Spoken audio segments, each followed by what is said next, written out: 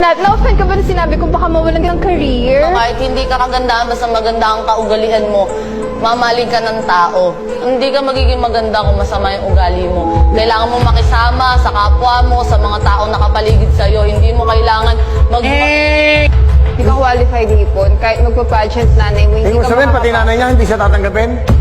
Actually, hindi naman yung nanay niya. Yung standards lang, yung qualifications, medyo tagilid tayo doon. sa'yo. Bagay naman. Balot na balot, Dragang Pilipina. Pero ano iba yung pinapakita ng panlabas sa panloob. So, 30 seconds lang. Wait. Kailangan kong huminga. Kailangan kong huminga. Okay. Game. Yung totoo. Comfortable ako without makeup. Easy ka lang sa pag-time. Parang nagugulat ako eh. Parang may galit ka yata, sir. Gulat ako. Manila Tagalog to. So, what is one beautiful word in your local, in your language, and what does it mean?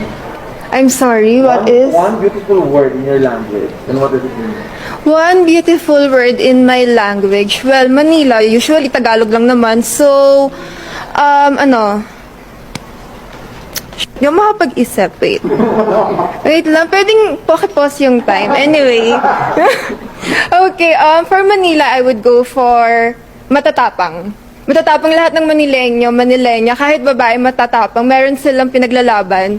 Especially, alam namin tama yung pinaglalaban namin. Lagi kaming nasa tama. Kasi, it's super nonsense naman kung easy lang direct. Easy ka lang direct. Huwag ka magalit sa akin direct. Ako lang to direct. Meanwhile, Magtagalog tayo. Ang beauty pageant ay isang lugar para sa transformasyon. Anong transformasyon na importante ang nangyari sa iyo habang nandito ka sa Binibining Pilipinas? Maraming salamat po. Para sa akin, isang karangalan na nakatungtong ako dito sa Binibining Pilipinas bilang isang binibining hindi inaasahan. Para sa akin, ang sarap palang mangarap. Ang sarap mangarap. Walang imposible. Isa po akong komedyante na laki sa hirap. At ang aking transformasyon ay ang magbigay ng inspirasyon. Because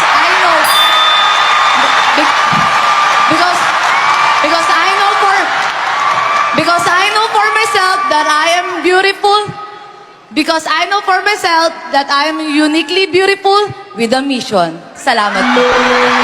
Thank you, Binibini. This first set of special awards is the Binibini chosen by the readers of our official print partner, receiving the Manila Bulletin Reader's Choice Award and the Classic Manila Hotel Experience worth 100,000 pesos plus 1 year free subscription to Manila Bulletin is Binibini. Binibini A. Nicole Budol from Rizal.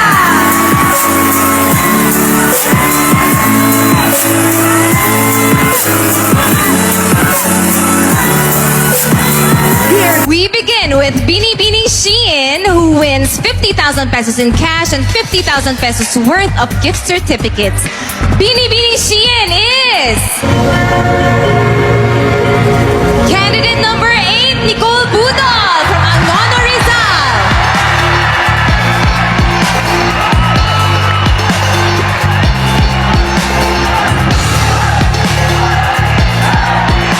Award is Binibining Pizza Hut 2022. She receives 100,000 pesos cash prizes in addition to gift certificates worth 30,000 pesos from Pizza Hut, 10,000 pesos from Taco Bell, and 10,000 pesos from Dairy Queen. Give it up for Binibining Pizza Hut. She is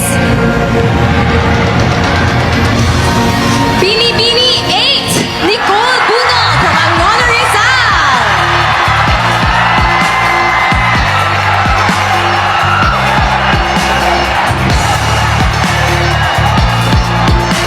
Our next winner was chosen by the community. Winning 2 million Kumu Diamonds convertible to cash is Binibini Kumu, none other than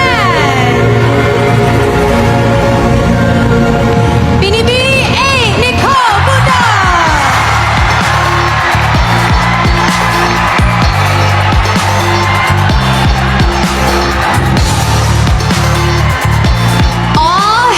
the Jag Queen who is sexy and chic, ruling the runway with the latest Jag Anti-Fit collection. This year's Jag Queen is... Who do you think it is, guys? It's Beanie Beanie 8, Nicole Budol from Anguano Rizal.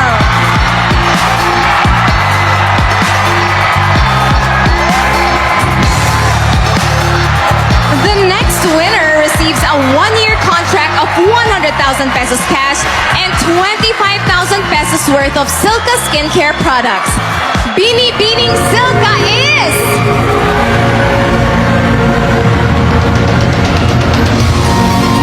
Beanie Beanie 8, Nicole Budol.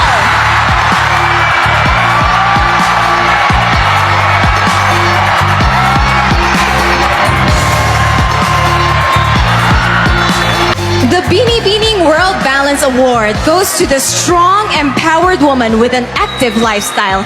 She wins 70,000 pesos worth of cash and products from World Balance. Let's hear it for Beanie Beanie! Beanie Beanie 8, Nicole Budol!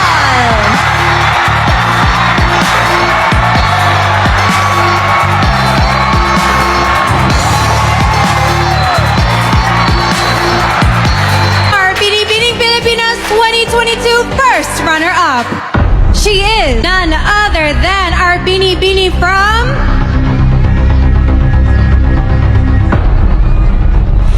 Angono Rizal, Beanie Beanie 8, Nicole Budol. Presenting the award is Michelle Gumabao, Beanie Beanie Pilipinas Glow 2022.